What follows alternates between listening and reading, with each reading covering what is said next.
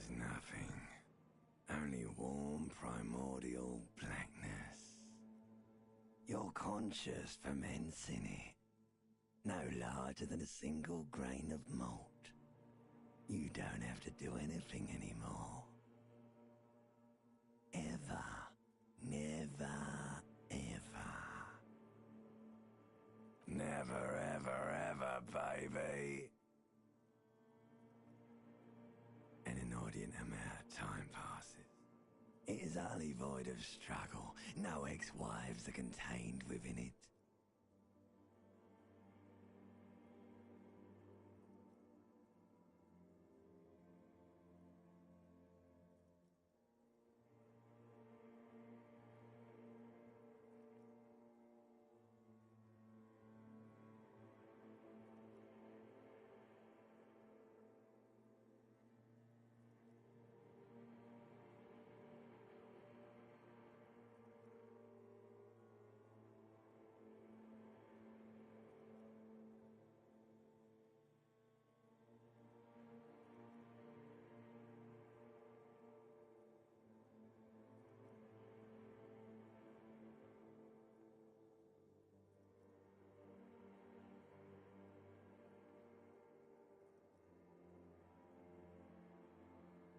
Yes, it is. You got it, sweet brother. Nothing upon nothing. Coming right up, sir. Smooth passage.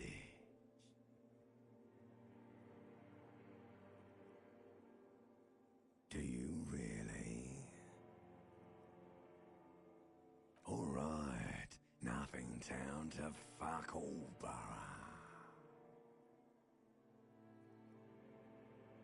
Do you want me to upgrade that to a one-way trip, sir?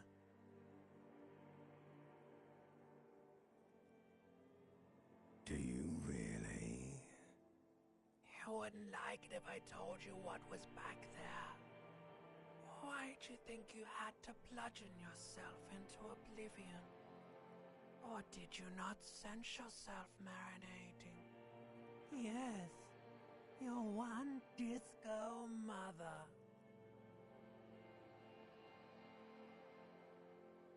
There's this giant ball there. An evil apes. And the evil apes are juking it out on the ball. You're one of them.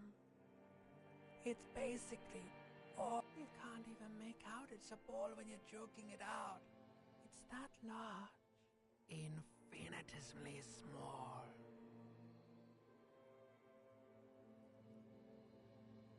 Vying for resources is just a stupid expression you picked up somewhere. The part of the presentation you want to take home with you is this. You have to beat the other evil apes in the face, or you lose.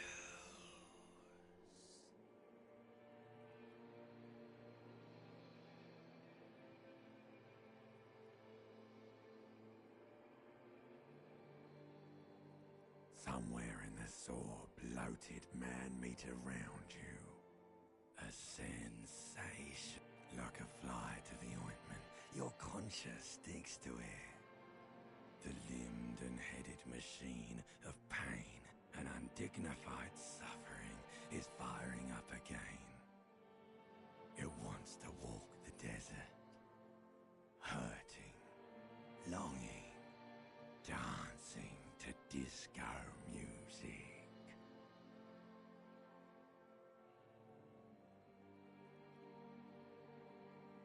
The stench of liquor rises from your mouth, and with it, an ungodly headache.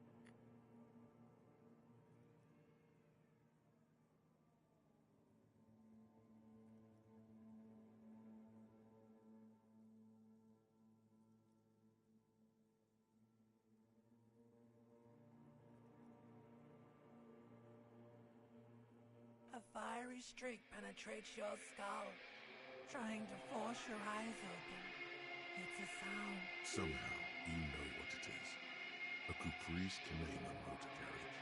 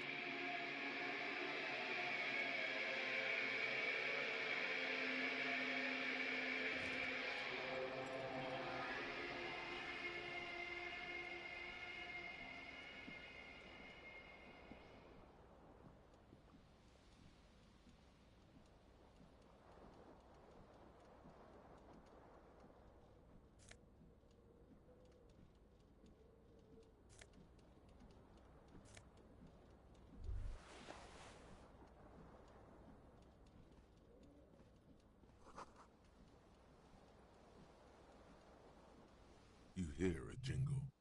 Keys are clinking in the pocket of your flare-cut pants. It says whirling in rags on the aluminium key ring. There is a single key on the ring. The number 1 is etched on it.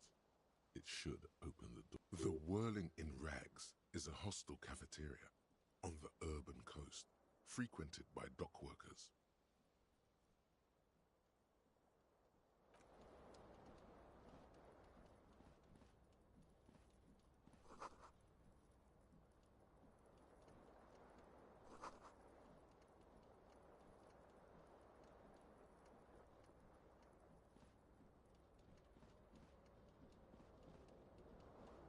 The window stands broken in its frame.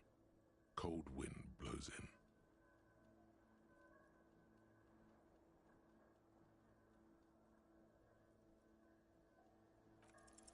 The shards face outward.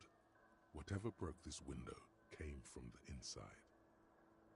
A fine web of scarring covers the back of your right hand, but none of it is recent. More likely a projectile than a held object. There are no fragments on the floor from pulling a tool back in after impact.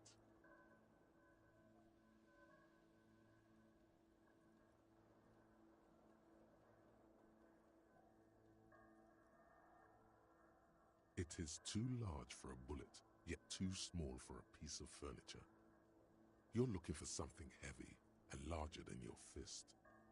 Like the green shoe that's on the hat rack in the corner, which, coincidentally, is missing its friend. Congratulations, you smashed the window with your own shoe. Now you only have one. If you're lucky, you can still find the other on the balcony outside. The cool wind gushes in. Your toes curl up from the cold.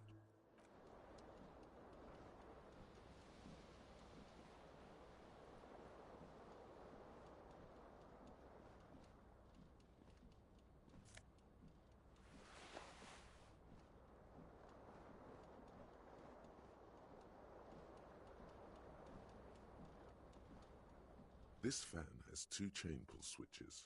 One ends in a tiny fan, the other in a light bulb. A truly horrific necktie has somehow attached itself to one of the blades.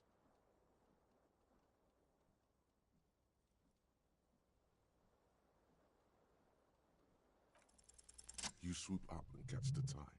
Snap! It's released from the blade. What you have in your hand is a truly hideous necktie, with 4 or 5 different patterns. The blades come squeaking to a halt. A terrible mistake. Turn the lights off immediately. You can practically feel the photons burning a hole in your brain. Your eyes burn with photosensitivity. It's not good.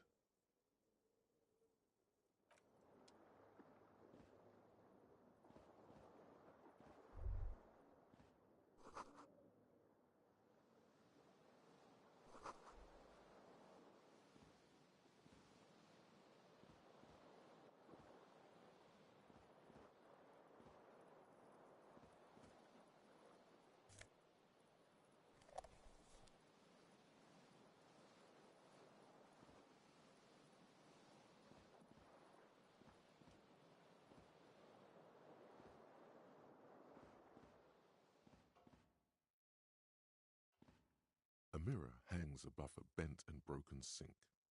In a fierce discharge of masculine energy, someone has ripped half the faucet. Hot water sprays from the base and steam covers the mirror. You cannot see yourself, just the outline of a man. Suddenly, you realize you have no memory of the face that awaits you there, underneath the soft vapor. As you slowly reach your hand towards the surface of the mirror. Abort! You clearly have not thought this through. You won't like what you see there, and you will never unbecome it.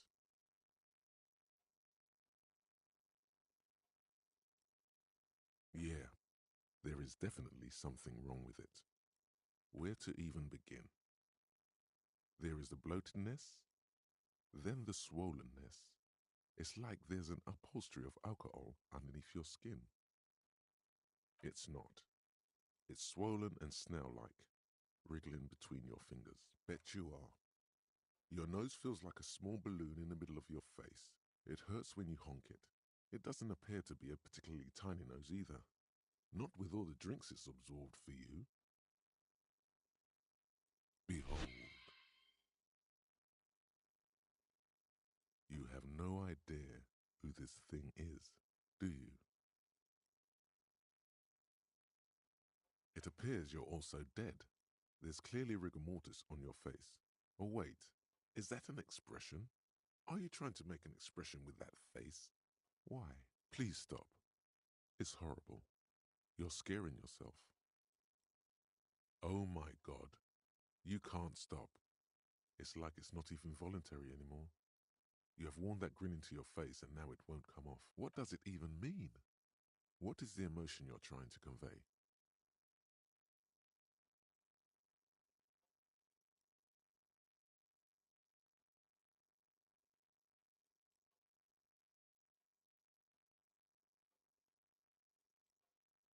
Please promise yourself you are not going to try it on any of the ladies, whatever happens.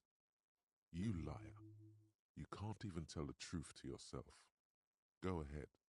Try something.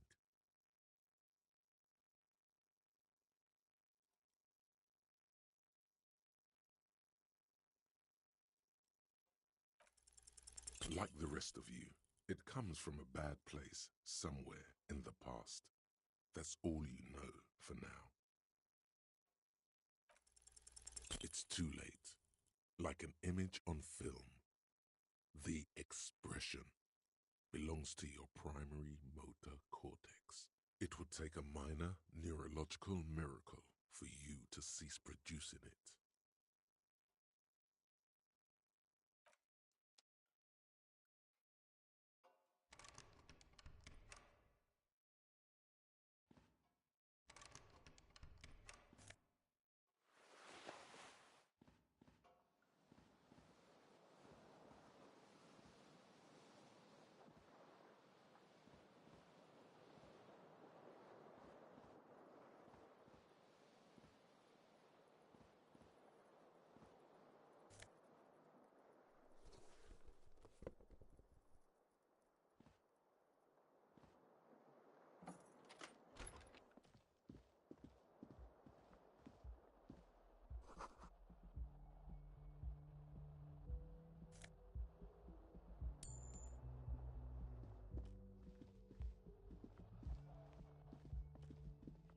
Hello, officer.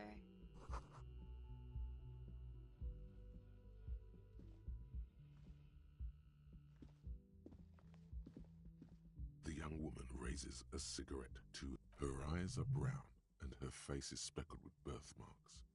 She can't be more than 20. A silver jumpsuit falls off her like scale armor, sparkling. This is the sparkle of too many nights out on the city.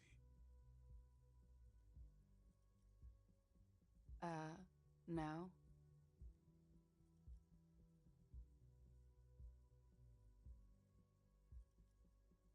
Because you're a police officer, sir.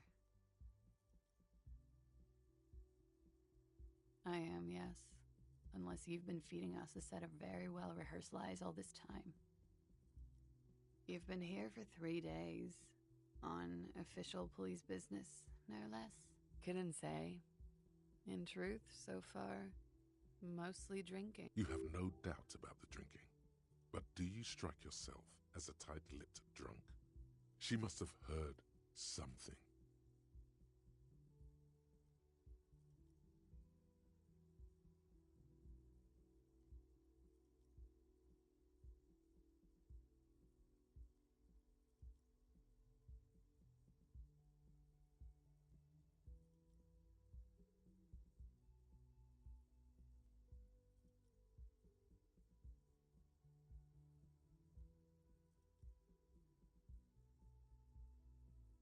She nods.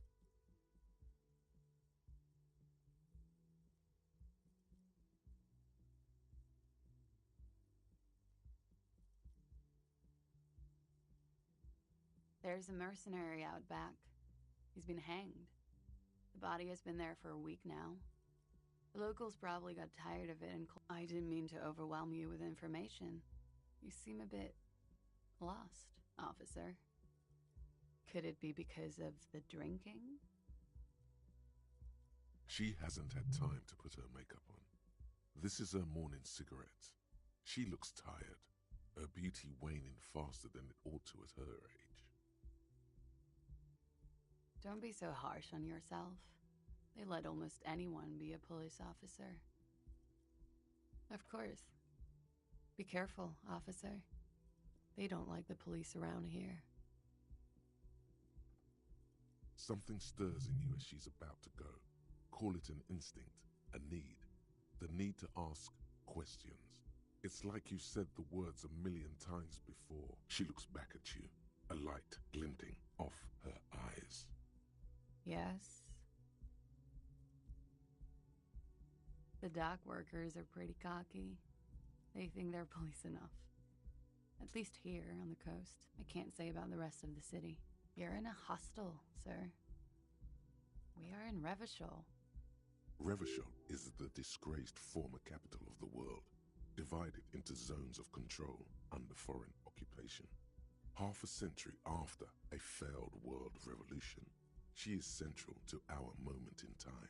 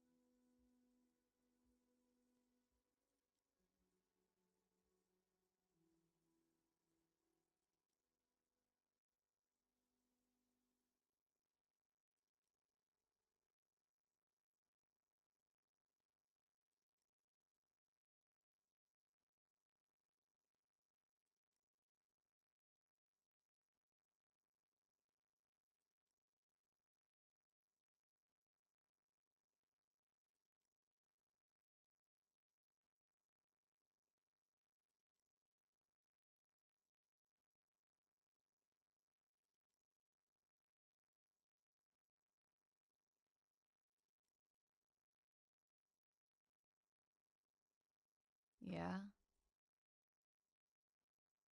It's 51. The current century? Centuries don't have numbers, they have names. And this is the current. Civilization has existed for 8,000 years, sir. You're right. There is nothing funny about civilization. There was the usual ruckus. Loud disco music. I couldn't say. It's impossible to hear people speaking from over here. Oh, yes. Various artists. Ostentatious orchestration prime among them. Oh, that. Yeah. Whoa. The less said about OO, the better. Oh, were huge where I come from. I was very young then, of course, like 7. Life gets hard, but we go on.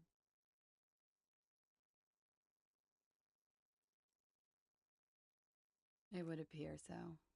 At around 2 o'clock, the disco, a slow, sad song started playing, like organ music on repeat. That went on for quite a while. Some of the time, you were yelling along to it.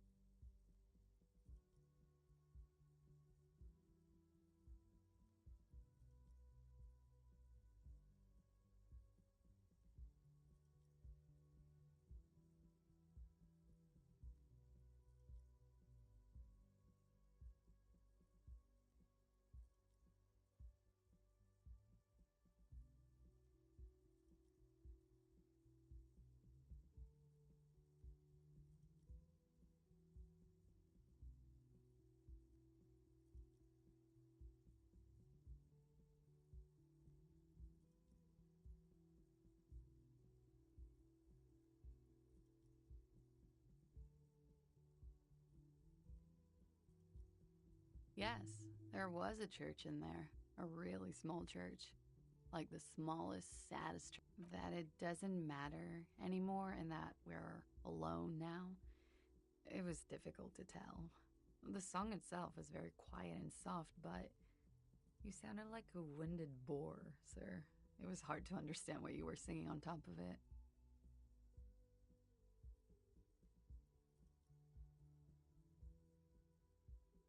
Then you started screaming and trashed the place.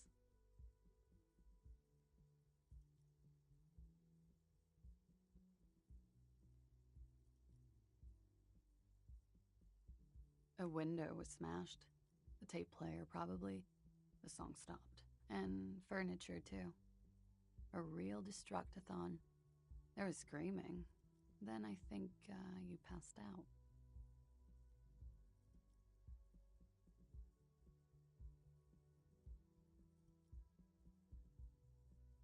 There was. I think you screamed that you didn't want to be this type of animal anymore. I may have misheard, but it was sort of memorable. I went out afterwards. Everything was quiet by then, around 4 or 5. And that was it. Glad to have been of assistance.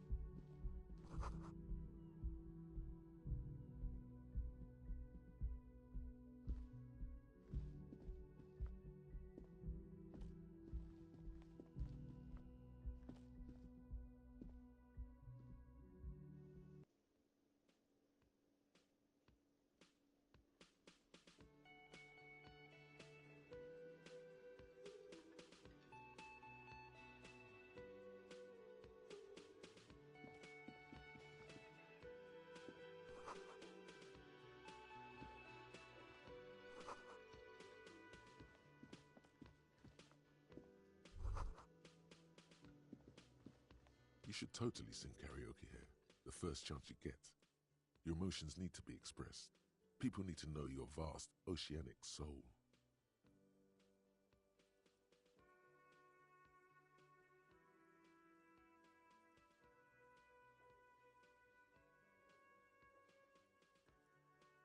Utterly, and through a PA system by other people.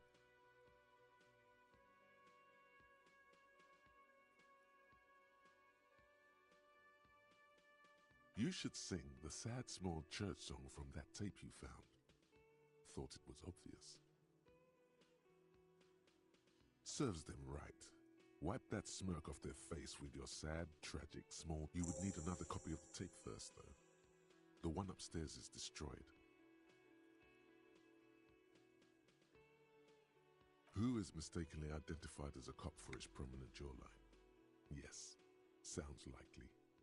You should probably go on stage and pose for a moment when you're done with this thought. See if it works.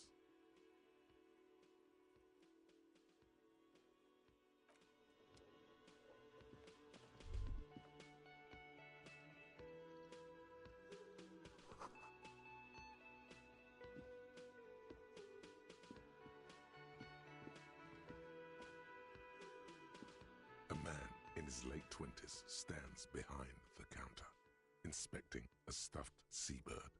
As you approach, he gives you everything is cool between you and this guy. He's a big fan. Make some small talk.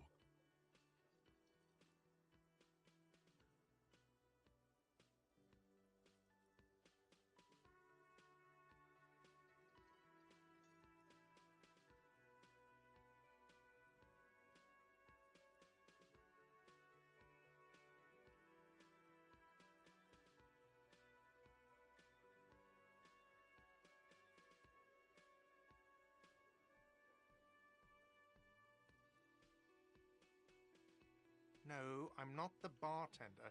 I'm the cafeteria manager. He's very animated all of a sudden. This seems like a touchy subject. Mm-hmm. A competent work of taxidermy. The white and brown seabird lies among piles of coasters and drying. Looks like the bird was ripped off the shield that was used. This is the great skua. The seabird is the symbol for the discovery of the Insulindian Isola, the part of the world you are in right now. The small steel tag says as much. The great skua. Stegosaurus skua. Look, your buddy is over there.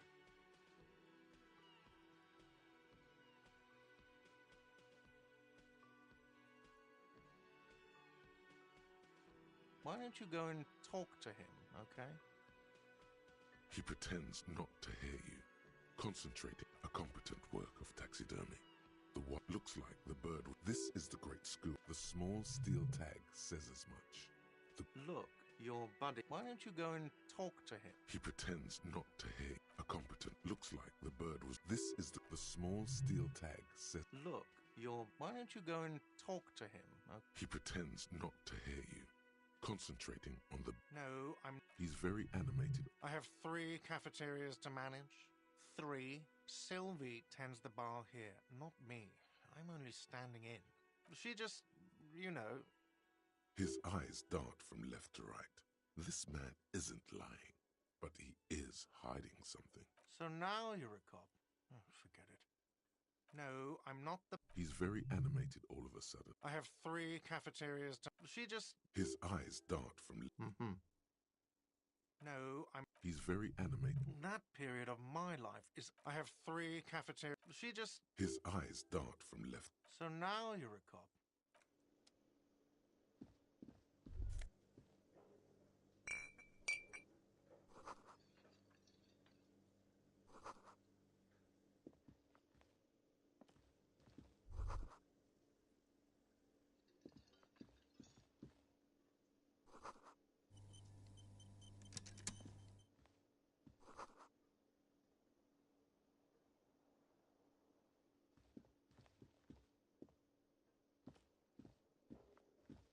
Hello, sweetie.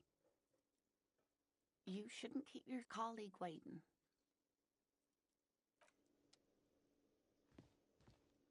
A bespectacled man in an orange bomber jacket is tapping his foot on the floor. Looks like he's waiting for someone. As you approach, he narrows his eye on the sleeve of his bomber jacket as well as on its back are the same enigmatic white rectangles as on your blazer. Hello, I'm Kim Kitsuragi, Lieutenant, Precinct 57. You must be from the 41st. You realize he's waiting for your name.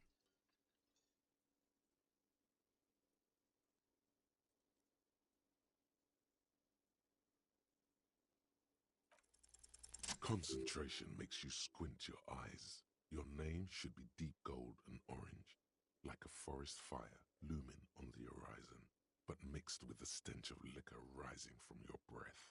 You're 2 steps closer to it, but there are still many to go. Okay then. It looks like we had a little scheduling error on Sunday. Saturday too, actually. Have you had time to talk to the manager here? What he means is, he has been trying to meet up with you for 2 days, but you have been otherwise occupied.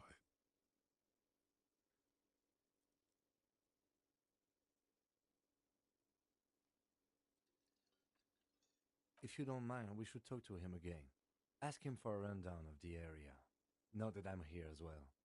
I understand the scene is out back. It also wouldn't hurt to assure him the police are finally here.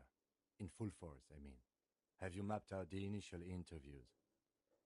At the 57th, we like to prepare an initial list of persons of interest, and then just skim the surface.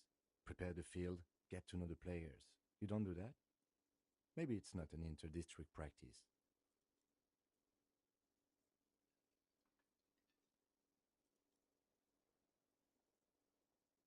Right.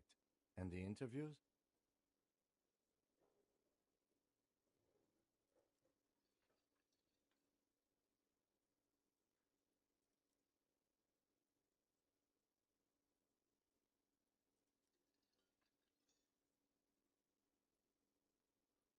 Okay, we'll have time for that after we take a look. Have you removed the dead body from the tree?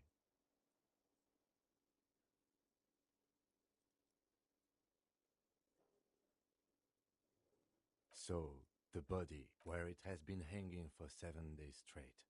We should go there as soon as we are done talking to the owner.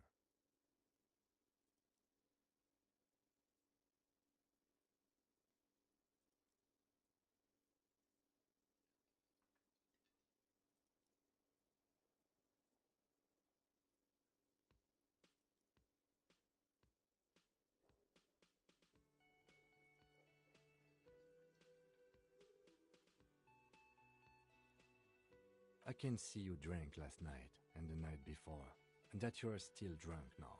But I have seen officers go through worse. If you need something for your headache, there is a general store nearby. But as I said, the dead body should be our number. I was sent here to meet a detective from Precinct 41. You have the insignia of the Citizens Militia on your sleeve and on your back. I suppose you could be impersonating him. You could have gotten the insignia from the black market or forged it. But Inspectorate General means internal affairs. What he's saying is he's not from the rat squad and isn't supposed to suspect such things. no need for derogatory terms. They're only doing their job. Yes. They're not just white rectangles. They bear a halogen watermark with the letters RCM and a pattern resembling the street grid of Revachol West. I would ask you to step into the headlights of my motor carriage, but again, it's none of my concern. I just need you to do your job.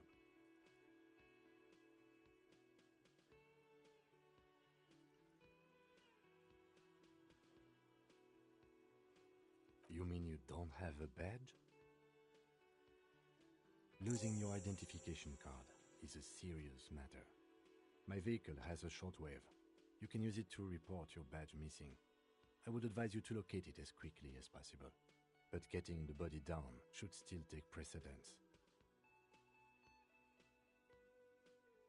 After you, officer. Lieutenant Kitsuragi is now in your party. You can talk to him whenever by interacting with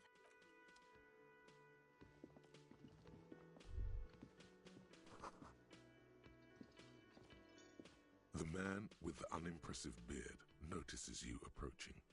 He drops the ledger. Mr. Gart, right? Yes. I am Kim Kitsuragi from Precinct 57. This is an inter-district investigation, so joining me from Precinct 41...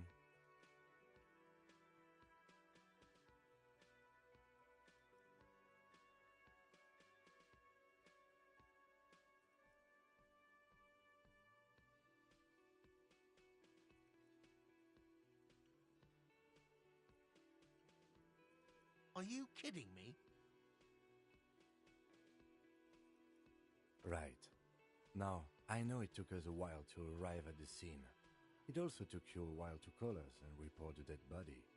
It was you who placed the call, yes? No, I only just got here. It was probably Sylvie who called you. She usually works. Do you have her number? As a matter of fact, I do. This sounds like something you can use to call this. You said you just got here. From where? Are you a local? What, of Martinez? No, I live in Jamrock. I only sometimes come here to keep an eye on the place. But you still know your way around, yes?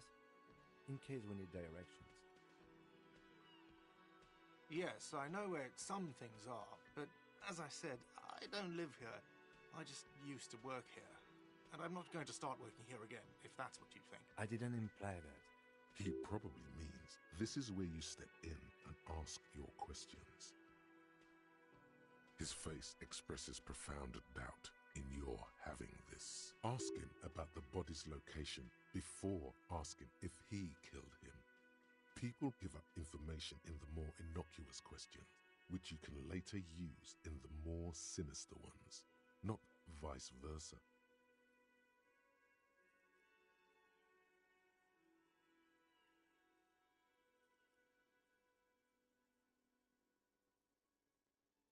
Behind this building, there's a courtyard. They hoisted him up on a tree there. That's easy. See that door there? First you exit through that. Then, to your right, you should see a big hole in the fence. A really big one. You can get to the courtyard through there. No need for the keys. The hole is big enough for the Franco-Nigerian cavalry to fit through. This man means the heavy cavalry of the innocents Franco-Negro, sweeping over the plains and nations of the enemies of mankind. 5th century style. Unified currency and the concept of cool came in their wake. They wore lamella and carried guns. But first and foremost, Franco-Nigerian heavy cavalry was really, really wide. That hole in the fence must be enormous.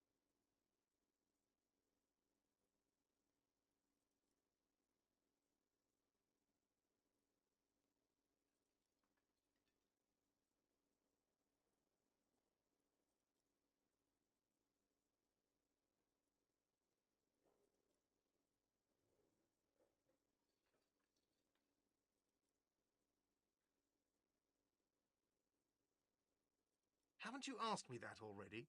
What is it with you and this woman? She has nothing to do with this. Okay, you got me. She went away because of the dead body out back. And because I asked for her number. Thank you.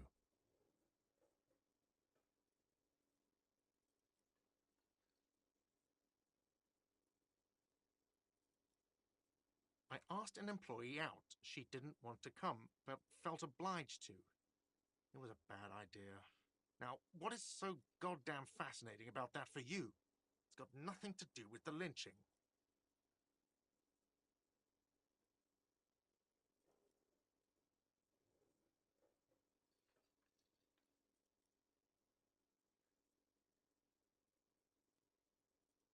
Good for you.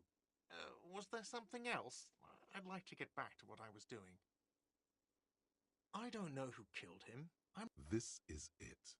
He said they hoisted him up on a tree. Who is this they, if he doesn't know?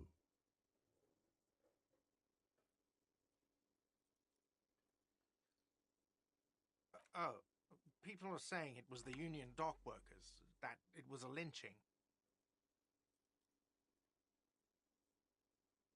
The locals, the customers, the people who eat here, a lot of dock workers eat here. Sylvie told me everyone knows. Did the debarders themselves tell her this, or is it a rumor? I don't really know. You'll have to ask her. I would suppose it's because they have nothing. You mean the strike? Yes, the strike. The man they hanged was a security guard for the harbour company, I hear. A mercenary. The unionistas probably thought they'd send a message.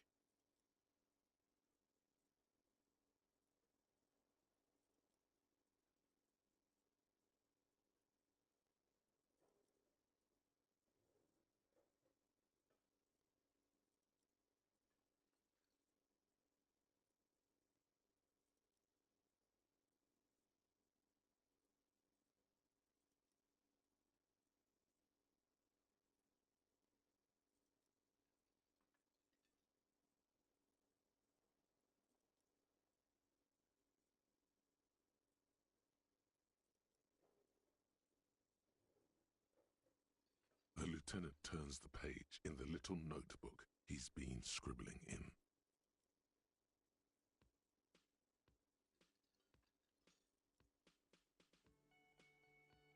I don't... This is it. The locals... The debar. I don't really know. I would suppose... You mean the strike? Yes, the strike. What are you, crazy? Of course I didn't kill him. The lieutenant turns the page in the... Let's go. Not so fast. You owe me 130 real.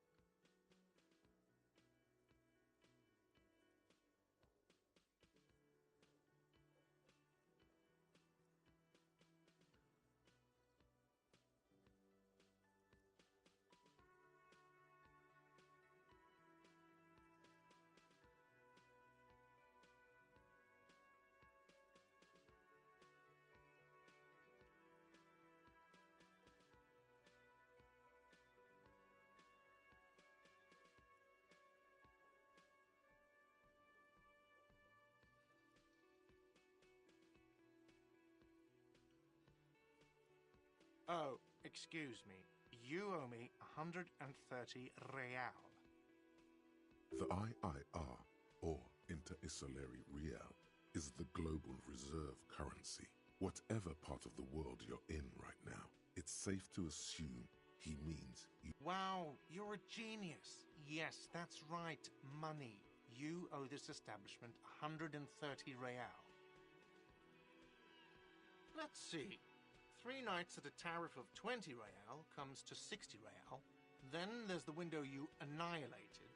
The hole in the window was the first thing I saw when I came to work. So don't try to tell me you did. Another thing you've annihilated is half the bar. You've run a tab of 30 real. Actually more, but we'll round it down to 30 for your hard work maintaining the stability and order of Revachol. That's 60 plus 40 plus 30 equals 130 real. And yes, real is still money.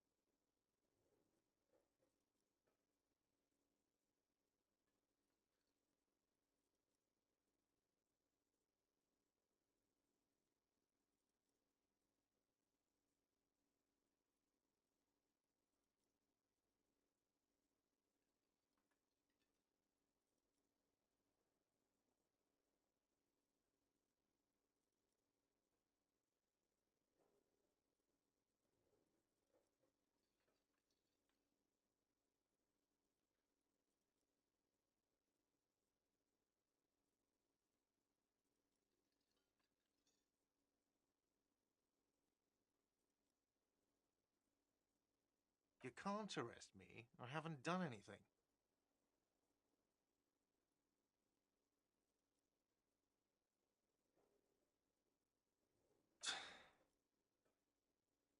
You can't arrest me. I haven't done anything. The words leave your mouth as if walking up the stairs. Everything is going fine until you reach the end and take one step too many.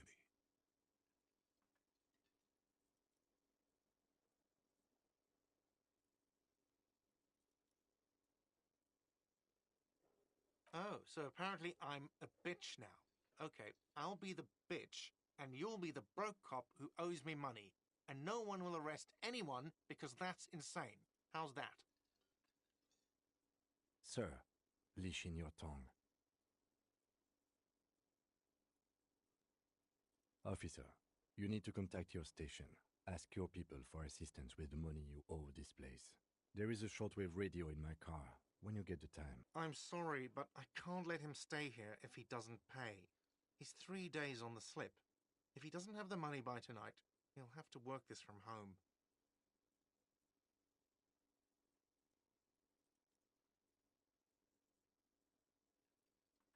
Okay. Let's go. Good luck.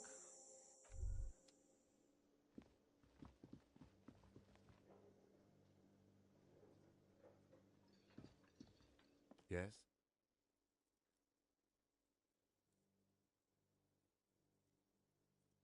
Me? I don't see how my life is pertinent to the investigation. That's a fair point. All right, for the good of the investigation, what do you want to know? That's correct. You feel a slight urge to put the lieutenant down for this, but you can't quite muster enough testosterone.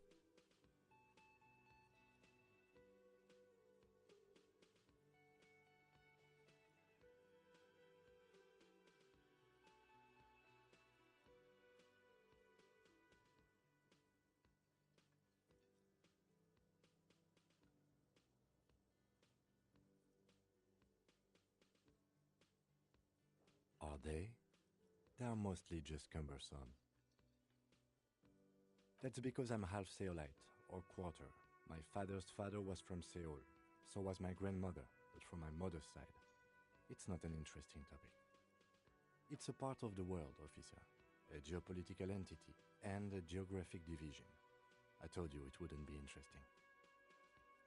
Seoul is a protectionist, isolationist, pan-Isolari state west of the Insulindian Isola.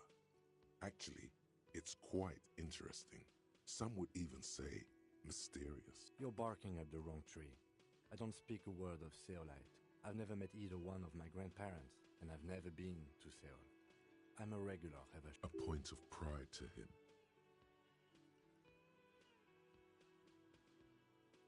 No. Your brain sends the signal to your lips, but they refuse the order. Something is paralyzing them. You're pretty sure it has something to do with the lieutenants. It's like you're locked down. Something the matter? What's going on? It's like you're a puppet in his hands.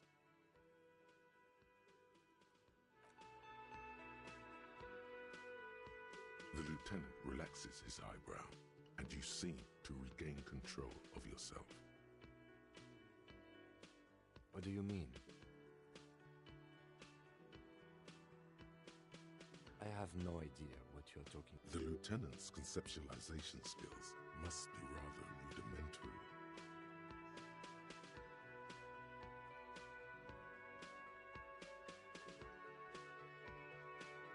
I can't say that it does, no. When I need to think... The lieutenant produces his small blue... We all have our different mediums. His is written. Good. Let's change the subject. No response. He's having trouble processing it, believing it even. Have you tried concentrating on something other than your personal affairs?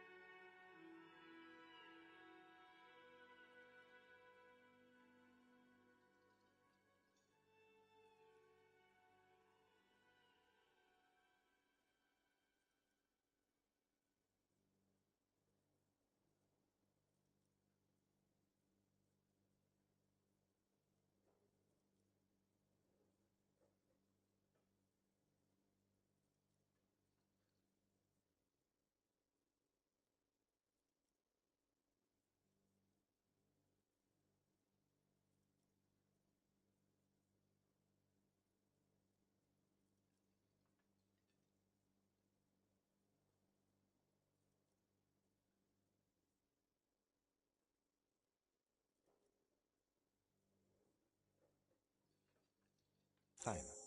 We should get through this day first. Off hours begin at 9 p.m. If you're still having trouble then, I can give you an orientation. Try work. The case at hand. It can work miracles. Really? You look fine to me.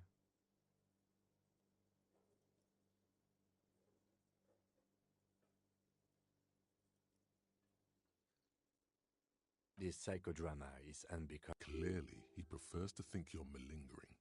He cannot fathom that anyone could drink so much as to retroactively erase their entire life. Then you should consider seeking medical attention. You can use the radio in my kinema to call your station's Lazareth. Was there anything else you wanted? Excuse me? You have a distinctive way of walking. If I were to walk in front of you, we would surely... I hope you don't take this the wrong way. It's just a collegial observation. In the 57th, we call it the Jamrock Shuffle.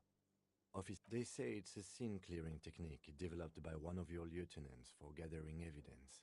It's erratic, yet thorough. Yes, but containers contain things, shiny things. They're interesting. I don't know. Containers contain, I guess. I'm making assumptions. We should move on. What do you want to know? Maybe you can tell me what you do know to help me narrow it down a bit. Then you are not that far behind, actually. Do you want me... 3 days ago, the RCM Emergencies Desk received a report about a security guard who was found hanged in Martinez. An anonymous caller said there was a dead body behind the Whirling in Rags hostel cafeteria. The cadaver had been there for 4 days. No one had come. During that time, the victim had been stripped of his belongings. The caller did not identify him, but used the word lynching. There is an ongoing labor dispute between the local dock workers and the logistics company Wild Pines. I was told we should approach the death as part of this dispute. A security guard or worker of some sort hired by Wild Pines. This was just hearsay from Martinez, of course. They didn't identify themselves in any way. The tone was muffled using a device of some sort. The desk could identify neither the caller's age. There's a strong prejudice against involving the RCM in what's seen as union matters. The dock workers' union is the de facto police in Martinez. Now it appears they've started executing too. We cannot allow that.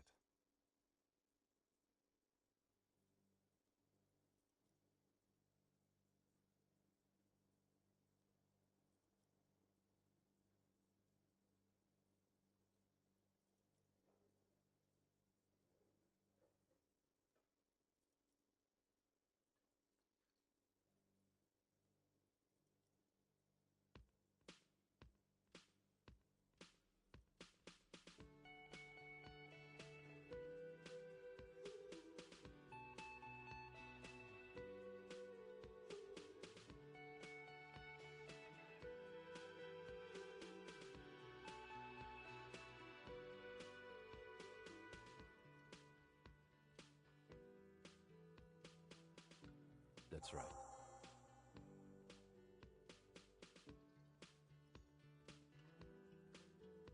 No, it's not a particularly mysterious case.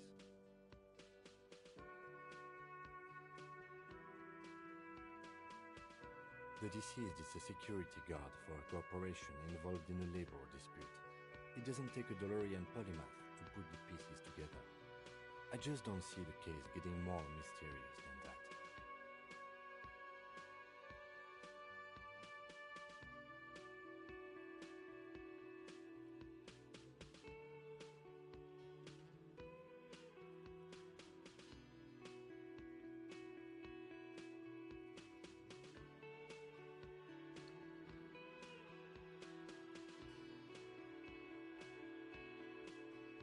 Then you are in luck, because we are in the midst of a major strike by the dock workers' union.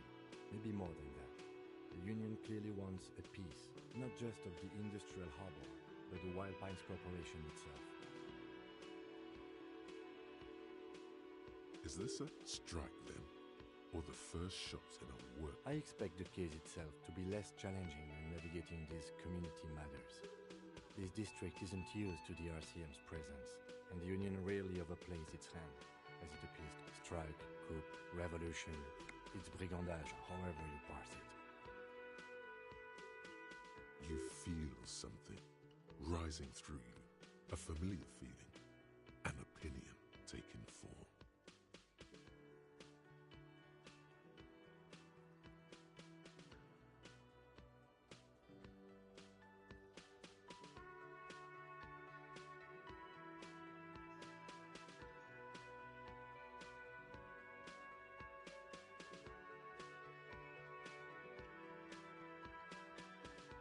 When I said we have to navigate community matters, I did not mean we have any say in them.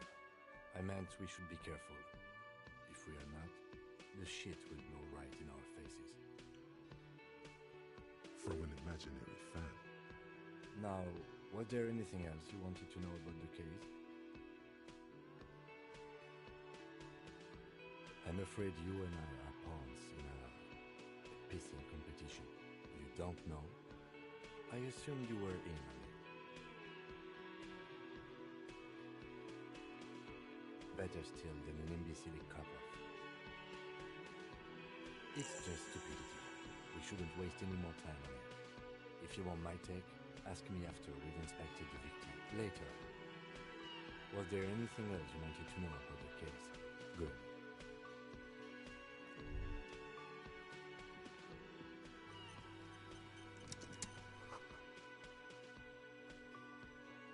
By the way, where is home? The address is coming up blank, and this place sure isn't it. But you've been at this hostel cafeteria for only 3 nights. Where were you before? You had to be somewhere. Why did you say that?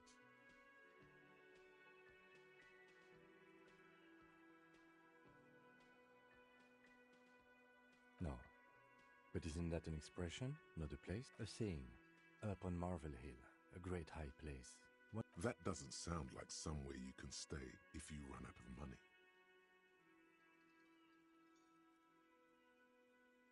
You can try. Run some addresses in your head when you get the time. Maybe.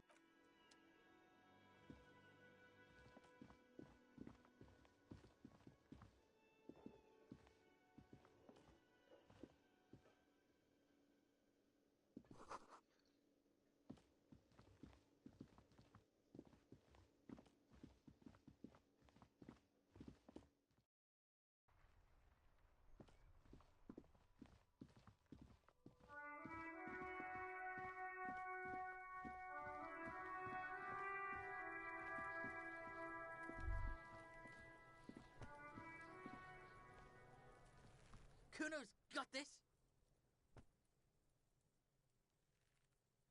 If there ever was such a thing as an ugly kid, then this is it. He's almost exquisite in his ugliness, like a gremlin. Oh yeah, nappa comfy, Kuno!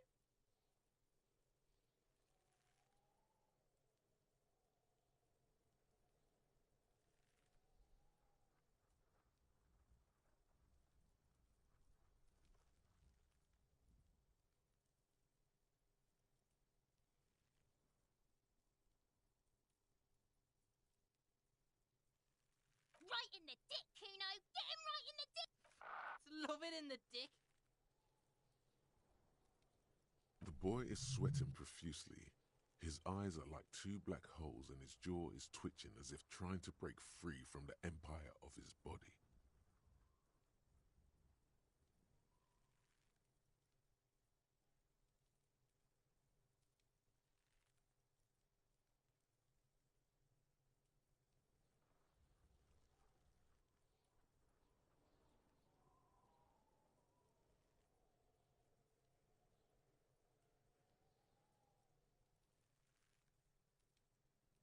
The kid is obviously high.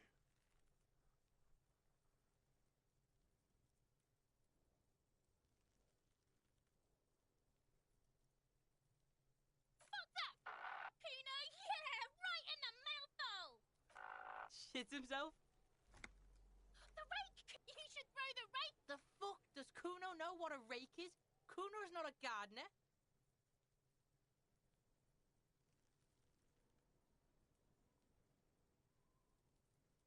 We shouldn't do anything. I don't. You will see. The language these kids are using, pure unfettered id. There will be no reasoning with those creatures. The fuck are you talking? He's calling us Kuno. He says we're fucking each other.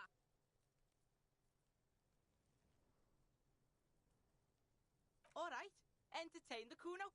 Show me what you got. What you got there? What you got, huh? Show me what you got. The kid moves his hands like a basketball player dribbling fast. Shitload pig. What's your question? Don't tell the pig shit, Kuno.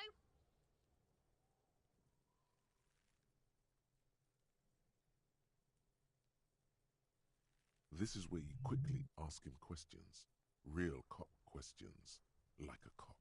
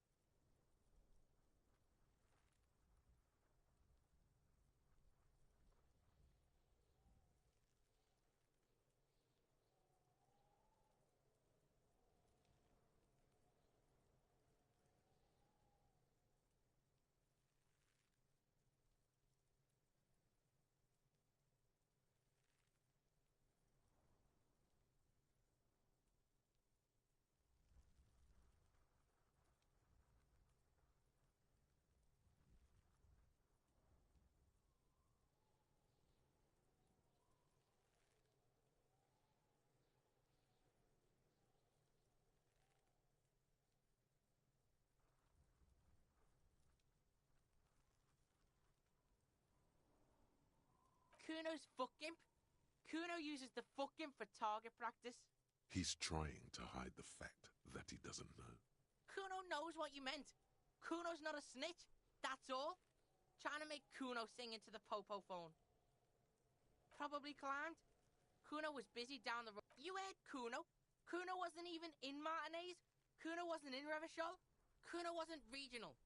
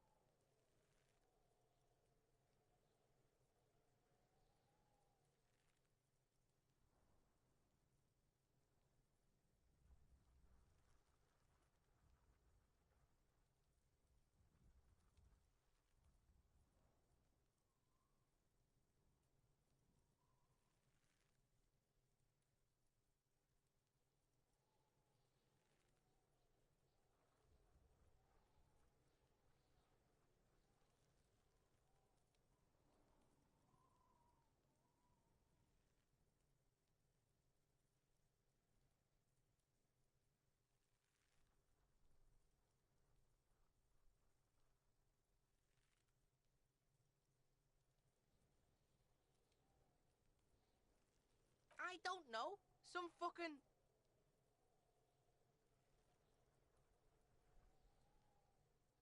Mesk or I don't know. Some other place. Night City. Kuno was in fucking Night City. There is no Night City anywhere. That sounds like the name of a city in some pulp science fiction novel.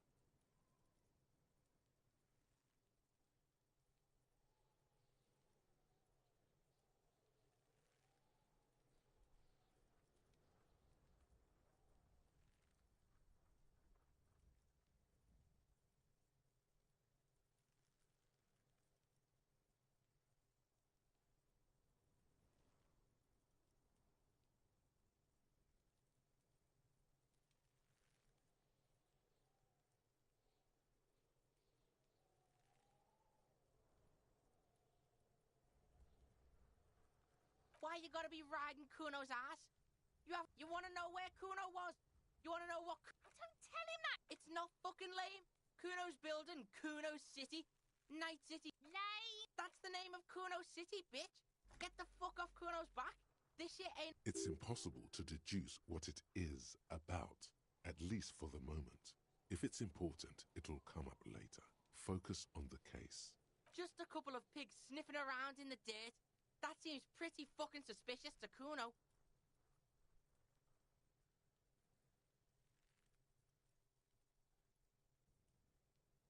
Yeah, you tell the faggoty, Kuno!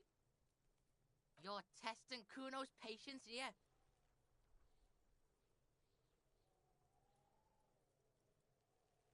Get lost,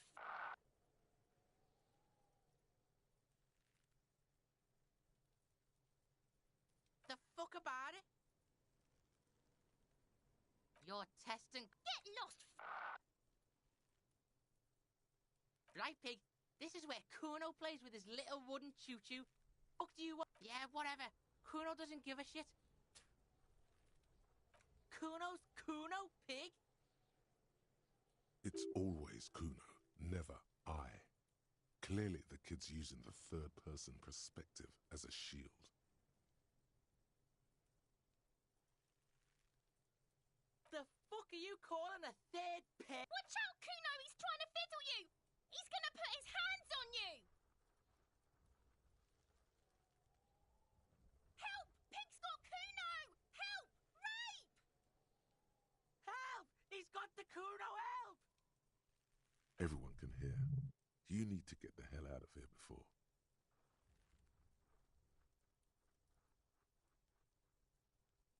Help! He's... Escalate, Kuno! His dick is out! You're afraid! Pigs in here, Kuno! Somebody, please! How did we get here? How did this happen? This makes no sense. There may still be a way out. Just appeal to his reason.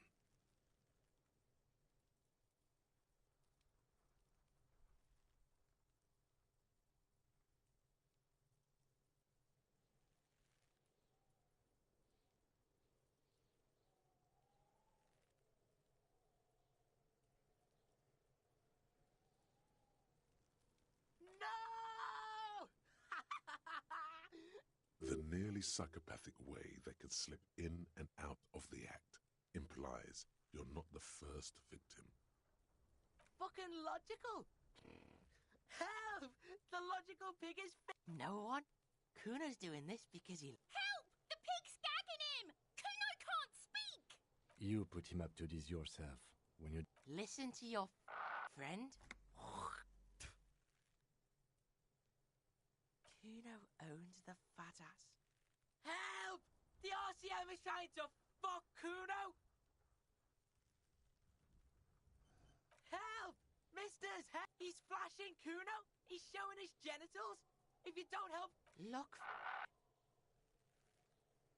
For emphasis, a ghost is saying this. A shit-eating... I know you wanted to hit me. You got that I'm gonna fuck that Kuno up look that Kuno's dad gets. The murder look. Relax. He can't read your mind. He doesn't know you were thinking that. There's a dead body, remember? That's what you were doing here. You're a cop on a case.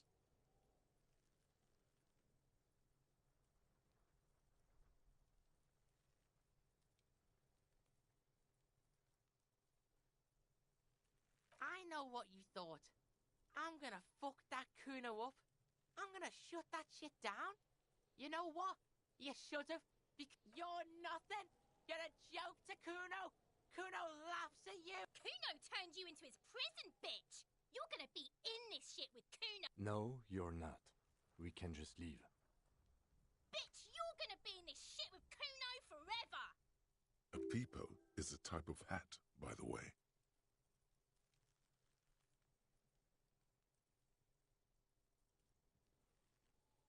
You don't talk to me about my fucking peeper! You don't know where I come from! You just Kuno's bottom bit! Okay. Kuno is kind to his bitch. Ask your questions, but remember... Click, click, click, click!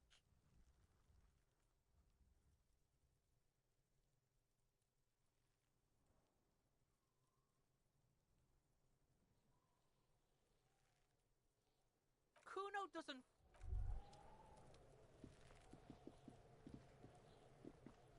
This trash container is locked. The sliding lid has a padlock that says, whirling in red. Well, it is a container. Maybe you're prioritizing it. We could try using a pry bar. There's one in my motor carriage, or we could ask for a key from the manager of the Whirling in Rags. He might also have information. This is better than the pry bar idea.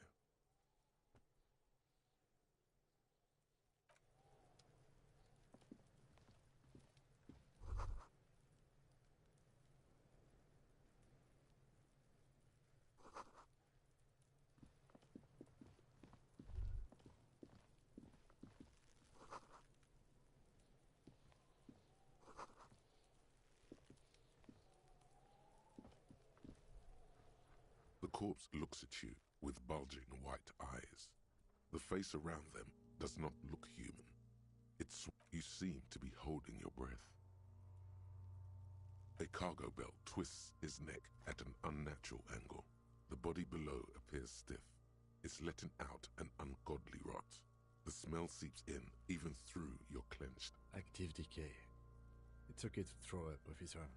No one is judging. He's about to blow! Cop's gonna blow, Kuno! Active decay. He's about to blow! Cop's gonna blow, Kuno! The smell is repulsive. It pushes in from your mouth, more instant and more familiar than anything you'd expected, more fever than odor. It fills your mind, flushing you from within.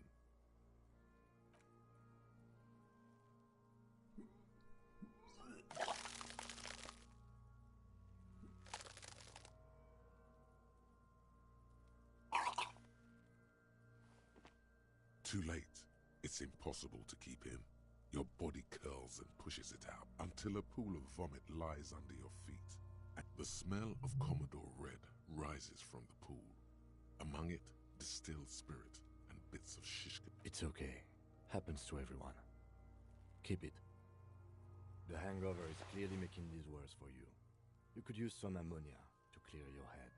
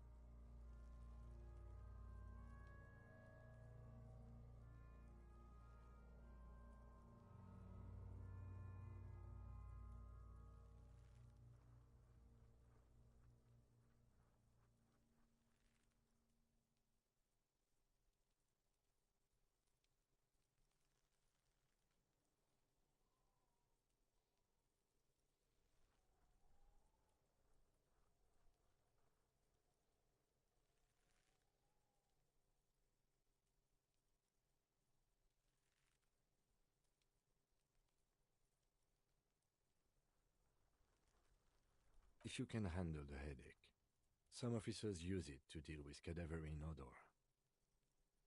There is Frit nearby, east of the hostel. They usually have a small apothecary. There's a greenhouse here, and a gardener with a wheelbarrow on the corner of the whirling in rags. Acquiring ammonia will provide a modifier to the white check. Modifiers make checks easier and allow you to retry them.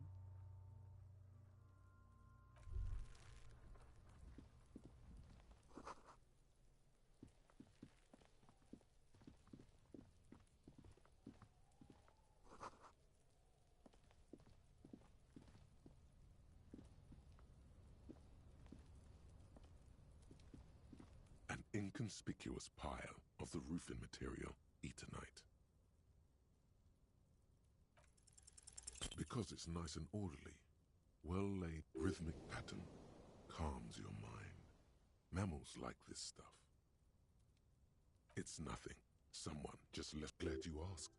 When junior researcher Olari Tal invented Eternite in the Vartna Polytechnic Institute some 30-odd years ago, he thought it would last forever. Hence the name, Eternite. Sadly, the only lasting thing turned out to be the material's highly carcinogenic effect.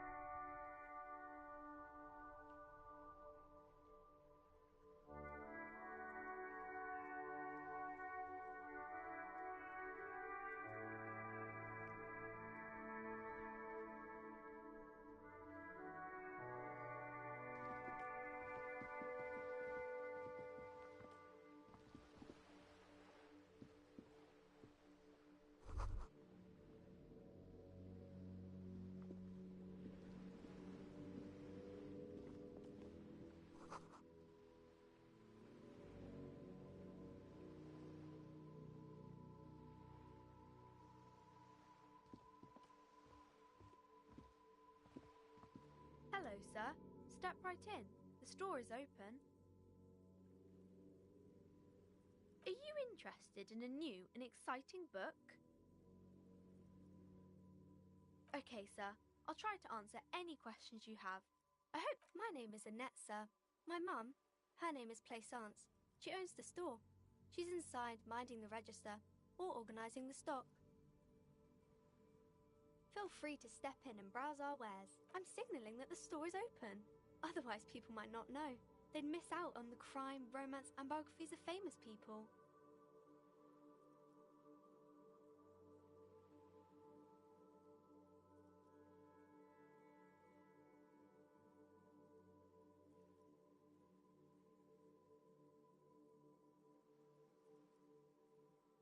Thank you, sir. I'm happy to help Mum out with the store. I do my studies at home at the moment. I have to help Mum keep this place running.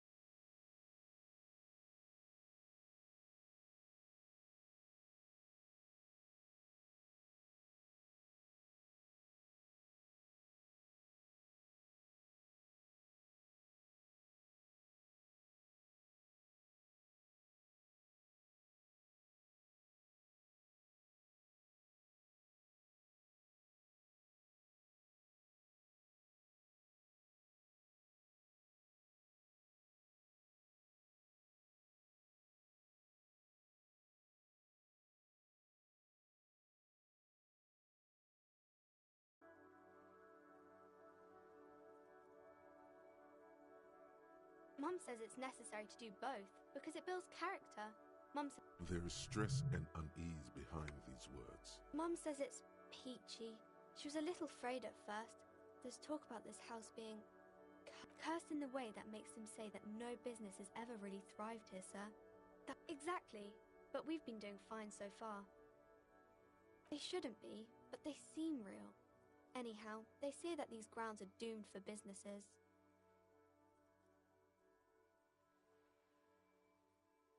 Of course, sir.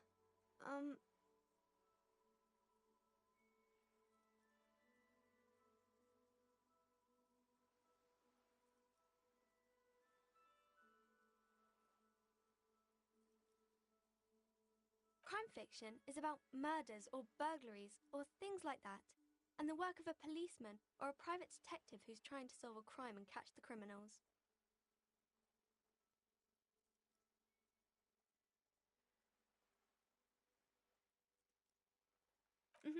And it's kind of like a puzzle too. You can guess who the criminal is or how the good... You don't look much like a policeman.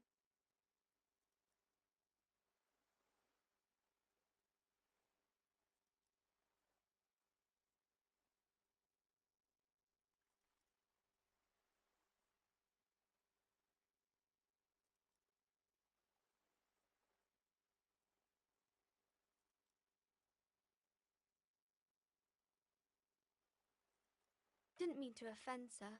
Sorry, sir. It's just that you don't look like Dick Mullen.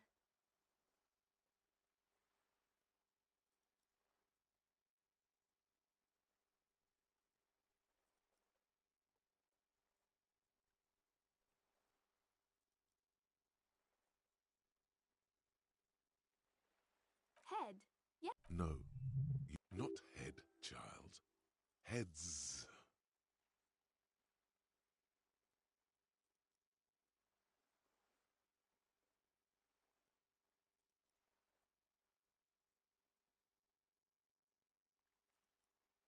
Isn't that very dangerous?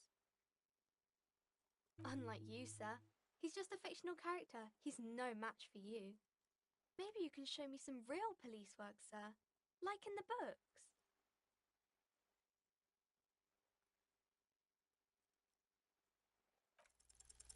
The girl keeps her hands folded, hidden. Why is that? What do you mean, sir?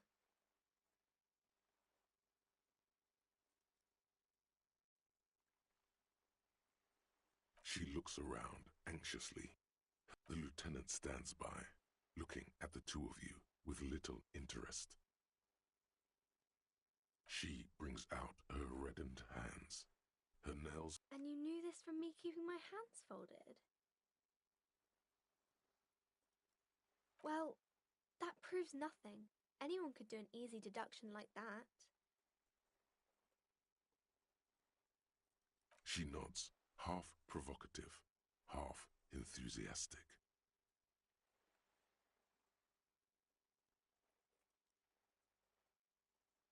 Maybe so, sir. Okay, I know it's a bad habit, and I shouldn't. It was okay, sir. There's more that can be achieved here. Ask her to do the same. You're quite sober. The lieutenant does not flinch at the comment. He does not flinch even a single bit. He is intensely not flinching. It takes effort.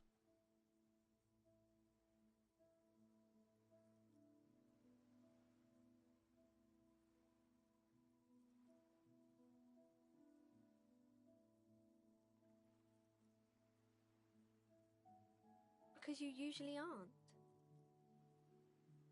I'm sorry, sir. I hope things get better. There she stands, swaying on her feet, assaulted by the early spring. There's something you're missing.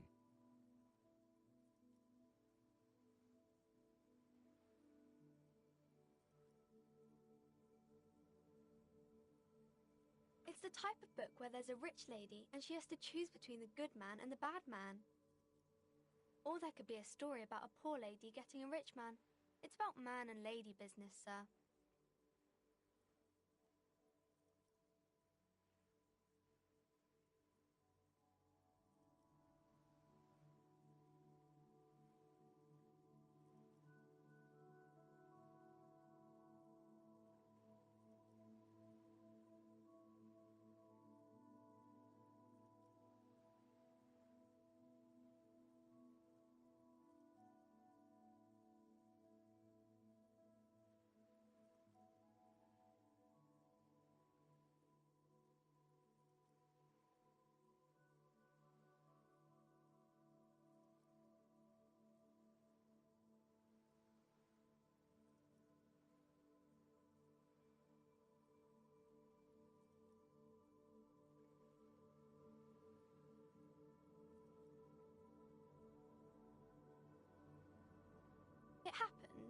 but usually the guy gets rich in the process. Or should actually be rich himself, but has lost his family. Those are unhappy books, for most of the pages. These are not very common. You can't have a choice between bad and bad. Nobody wants to... Well, maybe then it's fine. Maybe if the lady then decides not to pick either, because she doesn't need a bad man. That's really not a proper romance story. That's more like everyday life. Not in romance books, sir. These are about... That's really... I guess, yes. People in books are always very interesting. I haven't read many of those. Maybe you should ask Mum.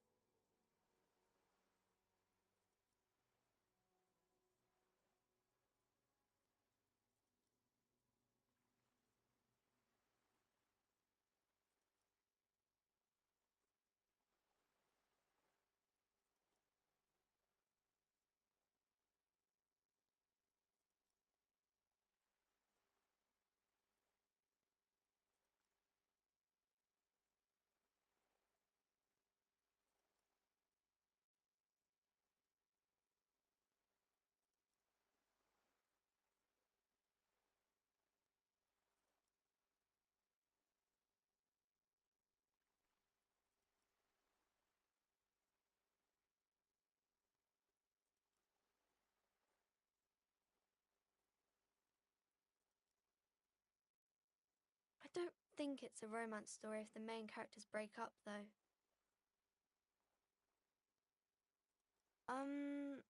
No. Yes, she knows but What was that? An idea for an unfinished novel stuck somewhere in your... maybe some about other books? Oh, kings and queens and generals of old, or artists and writers, or musicians, those kinds of people. There's usually something extraordinary about them.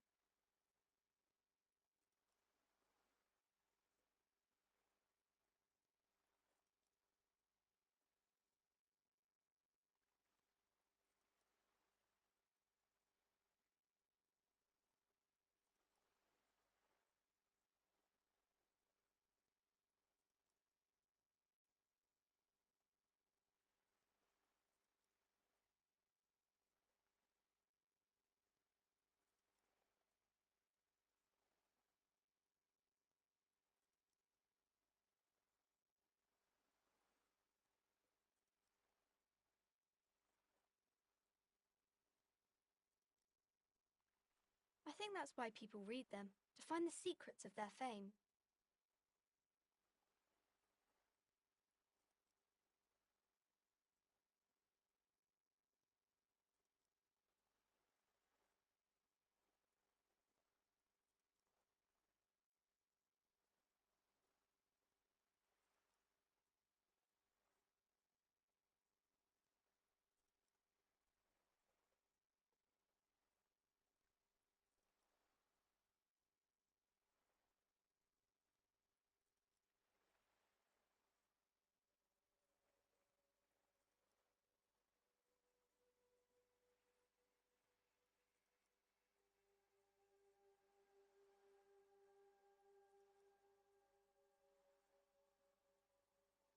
Seems like most people who read those books fail to get more famous from reading them.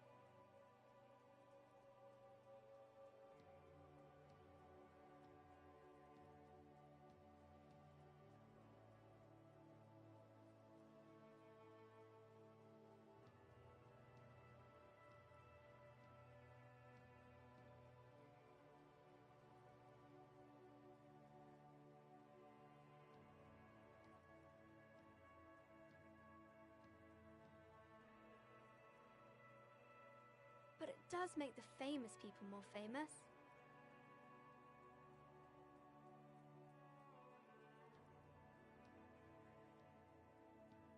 Why would they do that, sir? That's so cool.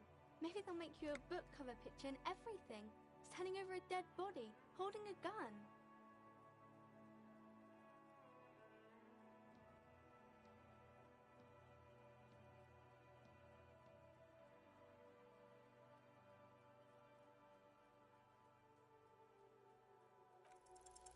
You have absolutely no idea. Familiar? How? You must have forgotten something you heard. Again.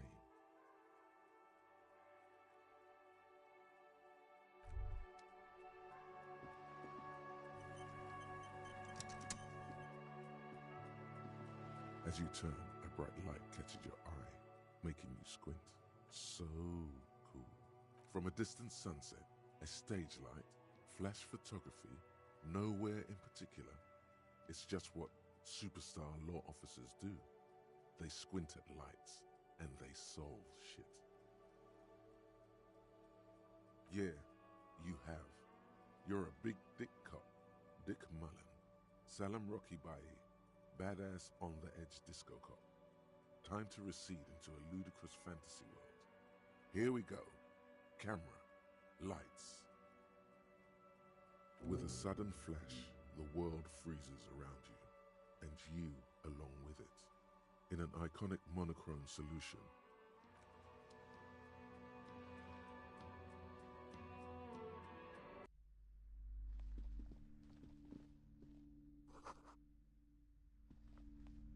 the display rack is brimming with worn paperbacks featuring an extremely muscular, sword-wielding barbarian on the cover. Nearly all the titles contain the word Hyundai somewhere. Oh, Man from Hyundai. A very popular series of adventure novels. They're awfully immoral and blood and violence, scantily clad women, epic narratives, all those mystical things he encounters. They're bound to grab those with little imagination and nothing to do. What does it matter? They're all the same. However, the customer is always... If you're a novice of the series, I'd recommend Hyundalaman, the man from Hyundal. It's supposed to be a good introduction to the series. Rows and rows of Hyundalamen blur your vision. You make out some titles. Man from Hyundal and the Mammoth Riders. Man from Hyundal, Return to Hyundal. And the solipsistic Man from Hyundal and the Hyundal Man. Maybe 100. Man from Hyundal and the sages at the end of the world. Man from Hyundal and the false god. Man from Hyundal and the scorched earth. Man from Hyundal, the Hyundal colonies. Man from Hyundal and the swamp beast. Man from Hyundal and the snow crabs. Not even close. Man from Hyundal in hell. Man from Hyundal and the forest of slaves. Man from Hyundal under the lake. Man from Hyundal, Hyundal burning. There's even The Trial of Death, a pastoral combat gamebook set in the world of Hyundalaman, and so much more.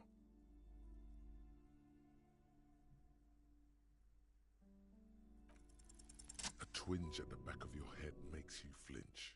Your eye starts twitching.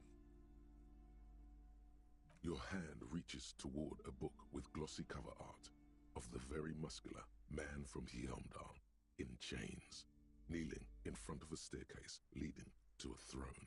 Between the throne and the Hyundalaman lies a bonfire, casting shadows on the wall. The shadow of the woman's headdress looks like a pair of devil horns. The title reads, especially those leering types, you seem to wear nothing but an armored bikini. There's also some sort of a snake lizard beast slither. It's symbolic of vice and sin. The display rack before you is burdened under piles of Man from Hyundal novels.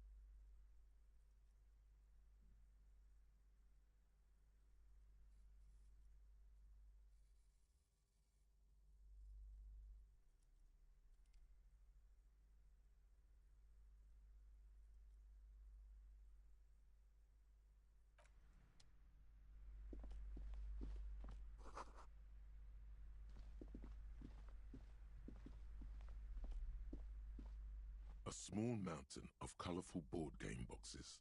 There are numerous... Wonderful board games, sir. The Viticulturist is a classic for sure, or perhaps you'd like Braubritter is a fun game of economic competition, but can get quite intense after a while. We have games for the whole family. You can play with your children. Then you're a lucky man, officer. Children are the greatest of treasures. For playing with friends, I'd recommend Suzerainty. It's a civilization building game where you build a civilization.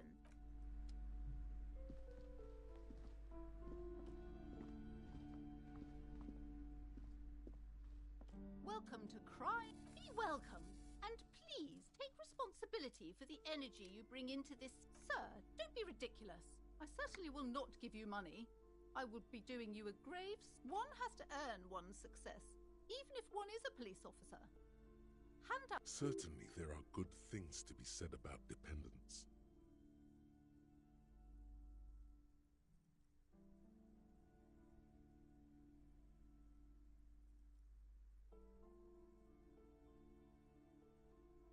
Now, hey there. Sounds like someone isn't taking responsibility for the fighting enemy. My philosophy is everyone just getting along. I am the proudest owner of our little shop of culture. Cursed? Who said that? Annette? I will have a word with her. What in God's name is she talking about?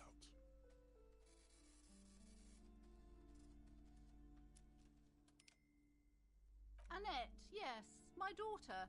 I hope she wasn't slacking off again with her nose in science fiction. Tell me, was she at her post doing her job like a proper girl? Wonderful! Did you talk to her? Great! On a scale of 1 to 10, how compelled were you to buy books after talking with her? Come now, it's not personal. It's about proper... My precious. Her dedication brings joy to my heart. If you have children, I hope they turn out as great as my Annette.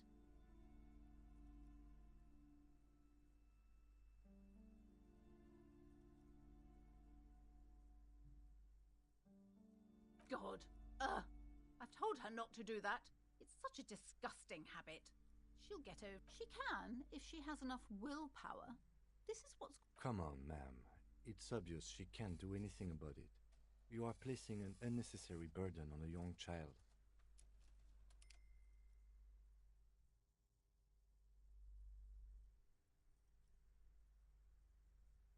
She stands stiff and severe. Silently, she's looking for one, but there simply aren't any good... Oh, no. Hold on. I need to invite her inside and apologize. She must be freezing out there. There. I don't know what to say to you. My husband, he tries to teach me business lessons. I have what my mother called a dull mind. All this stress. Yes, my husband is a successful entrepreneur east of the river. If only he were more involved in the business we're running up here. No matter. Soon we'll both be off for Grand Couronne. It's a proper place to live. One of the most peaceful neighbourhoods east of Jam. Most of the buildings are empty at the moment. It's a great opportunity to get ahead of the crowds. Better times ahead for sure.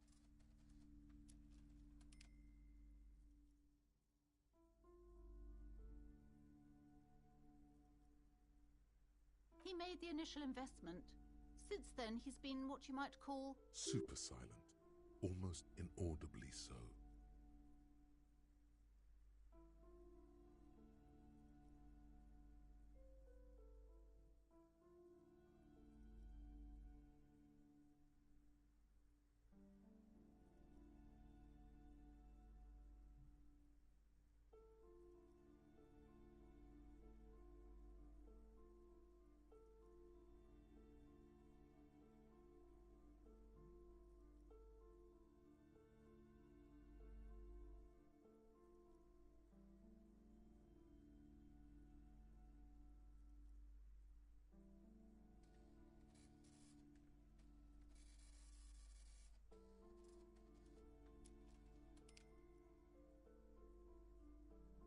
Yes, I'm afraid so. A real treat she is. A glimmer of sadness blinks through the well-crafted exterior. We're quite busy people, you know, my husband and I. Quite busy. Children are a lot of work. I'm sorry. I'm sure you do understand. She's been too busy helping me here. So she studied at home this time. I assure you, I of all people understand the importance of education. She will be back in school the moment the store takes off.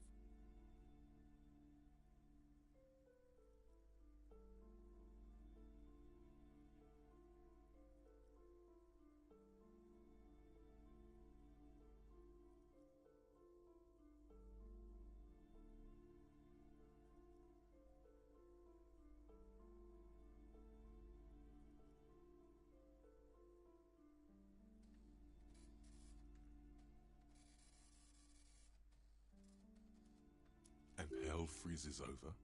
Never mind. It's not a good topic to get into. The woman looks aloof, her features much softer. Occasionally she glances at her daughter's silhouette.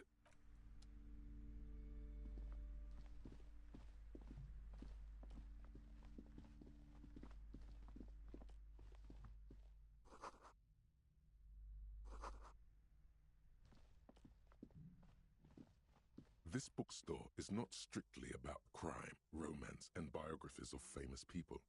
There's also, amidst the various books, you find one written by someone named Matthias. These three things are the point of the book, and many others on this shelf, is to give people medicinal advice in situations where they don't have access to paid health services.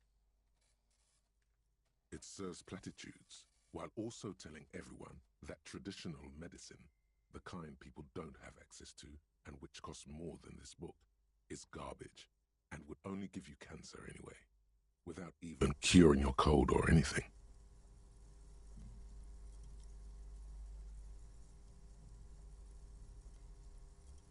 Wholeness, unity, balance, on the other hand, can basically take care of anything, though it is important to note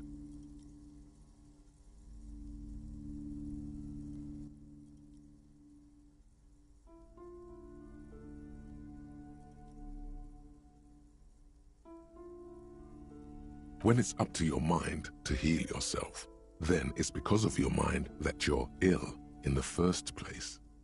The book features chapters on topics such as how to find magnesium. It even lists plants you can harvest. There's even a chapter on the ancient Seraïs tradition of using duck gallbladder preservatives to treat and prevent sexually transmitted diseases. Pre and post factum apply. Nothing worth buying. Sir, please, no browsing in that shelf. That wisdom is not for... I can't have you end up, like, opening a police store next door and stealing my customers. Oh, no.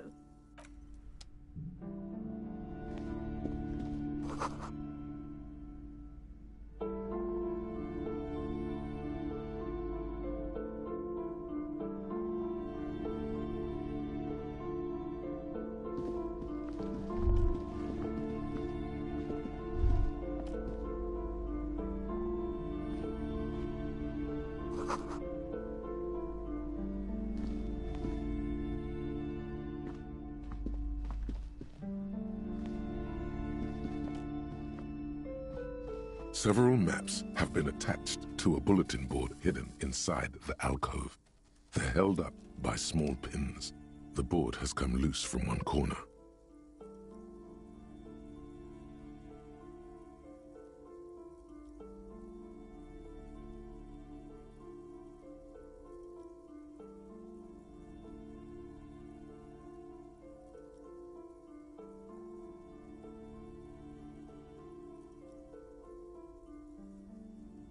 The maps look old and faded. This large map displays archipelagos. You see a constellation of small dots on the light blue emptiness of the Ozon, Laurentide, Fas Alamer, archipelagos, North Arcade Islands, all just specks of dust on the disintegrating into math. In the northeast, a dust mite stands on the north coast of Caillou in a bookstore. It's you.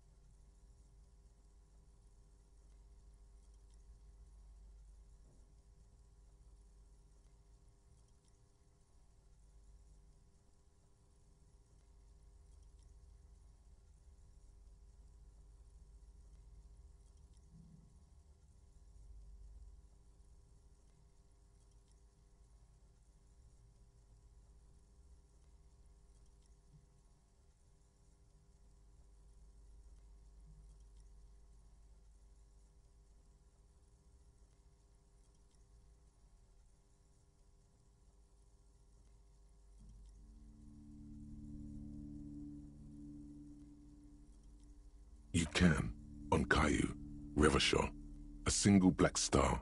850 million people live on these little dots, and the ocean breaks apart into a tangle of cosines and azimuths, all pointing into pale nothingness. Windy is the connections to other worlds, words past the Incelindian, unknown to you. You only know you've never been. You have little idea what they are. Distant stars, gods, but looking at them makes you feel almost non-existent. What perhaps they are gods, gods of distance and outer dust. The north coast of to the east, rolling hill Hudon. It's somewhere to live, not bad. Then there's Jamrock. It's bad. People shouldn't live there, but they do. Then Forberg. It's so small you can't even see it on the map. It's not really a map. It's a tourist. Still, it's detailed. Could be pretty useful for... I'm sorry, officer. The map of Martinez is the only one available. The other two, they're quite valuable, though they might not look it. The map of Martinez is 90 cents, though. That old thing? It's an out-of-date map of a tourist location from when some design studio people tried to spruce the place up 4 or 5 years ago. They also renovated the horse statue, set up those coin-operated viewers, and designed the new street lamps. The place does not look like a successful tourist trap, does it? They didn't get that far, for some reason. A shame the project never got going. Would be nice if someone fixed Martinez up. All these ruins...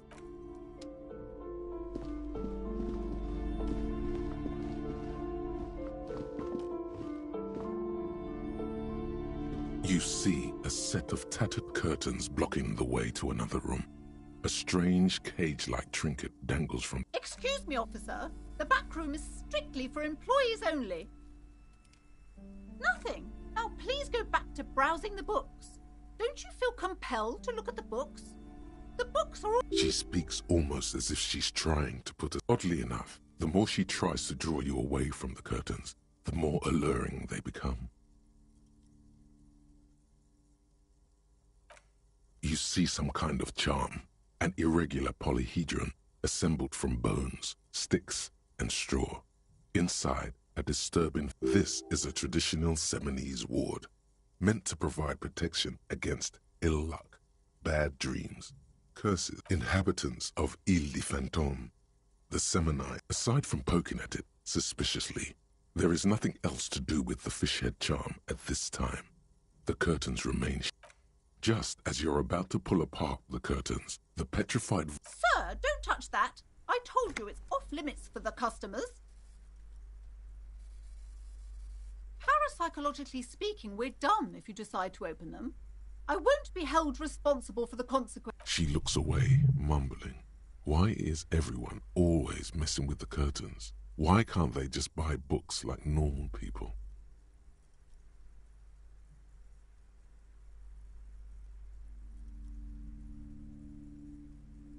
No, it's just a storeroom for the employees, I told you. Now please step away from... Why? It's not like anyone was killed there. I am sorry, I don't mean to be so impolite. Just please don't go there. I can't allow that. The curtains do seem frail suddenly, not robust enough to contain a slippery darkness.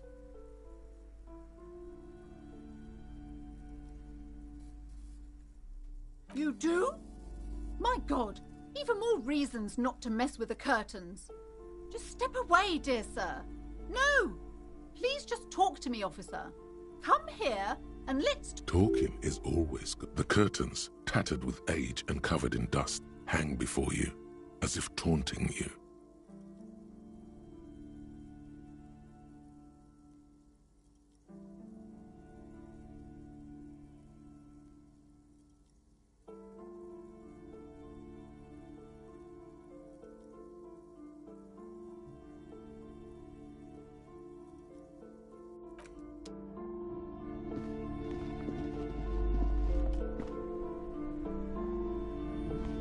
Hello again, esteemed officer, and welcome to Crime. I already told you, it's just a storage room for employees. I don't. Just let it go, officer. Go buy some goddamn books. You're supposed. She recites it like it's a poem, or like she's playing a role she's grown tired of.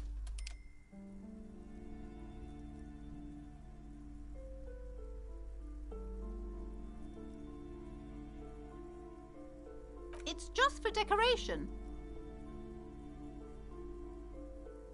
Okay, fine. It's because this place is cursed, just like Annette said. Are you happy now, officer? Happy that you've ruined everything? Host of hosts, she prays. Guard me and my honest business venture from the curse that lurks behind the curtains. The curse is so much worse than you could imagine. It's a disease, eating at the very It's the curse of financial distress, of ruin and bankruptcy.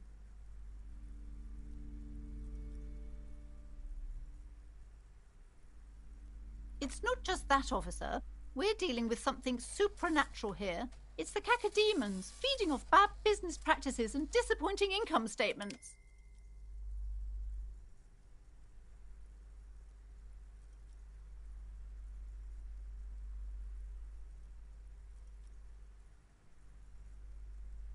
There's something wrong with this building, I can tell you. Ever since I arrived, I've sensed an eerie, lingering presence, as if I was unwanted here.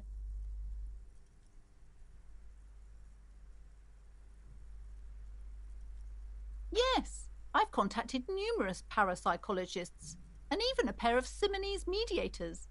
They provided me with the wards. The wards help to keep the doom at bay and protect us against the darkness that lies further. It's not good to talk about the curse, not in detail. The negativism, it's dangerous. Wow. Void raves. You have new words.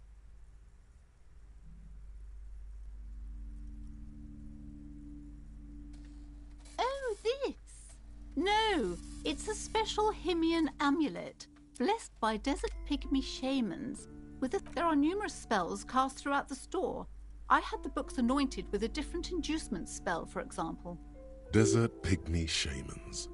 That sounds like a rather questionable way to describe. Most certainly not. I don't want anyone who's not familiar with the psychic arts to get involved in this mess. My liege, you know what this case calls for? A para-detective.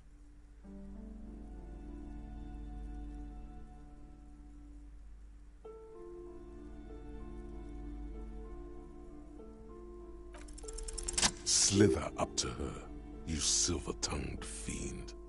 Show her what world-class perfidy looks like.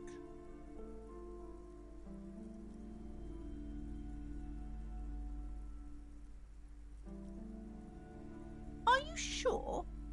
Don't think I haven't seen charlatans before. You're no para-detective. You look nothing like one. You look like one.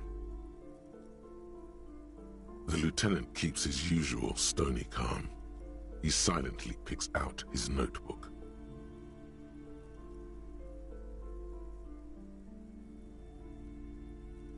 How do you... Here we go.